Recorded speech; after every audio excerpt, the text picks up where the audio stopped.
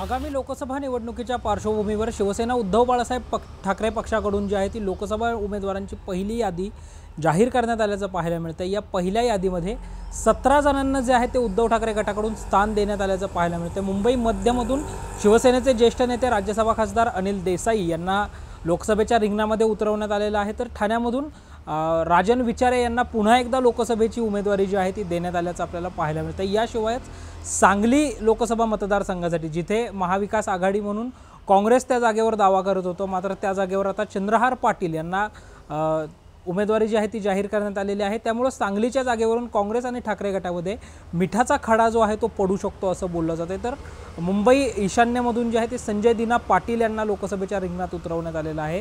छत्रपती संभाजीनगरमधून पुन्हा चंद्रकांत खैरे यांना उमेदवारी देण्यात आलेली आहे। तर धाराशिवमधून जे आहे ते धाराशिवचे जे आत्ताचे खासदार आहेत ओमराजे निंबाळकर यांनाच पुन्हा संधी देण्यात आलेली आहे।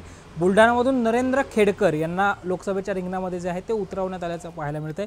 या प्रमुख चेहऱ्यांसह तब्बल 17 जणांची जी आहे ती ठाकरे गटाकडून यादी जाहीर करण्यात आल्याचं पाहायला मिळतंय। कॅमेरा पर्सन शिवाजी साळुंकेंसह Sanket Deshpande, top news Marathi, Pune. Come on guys, hurry up. यार सुन ना, एक ब्रेक ले लेते हैं।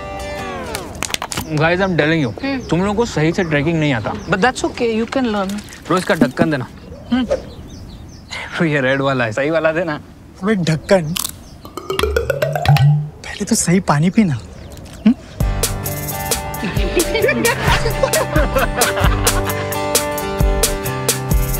Manikchand Oxyrich, proudly Indian.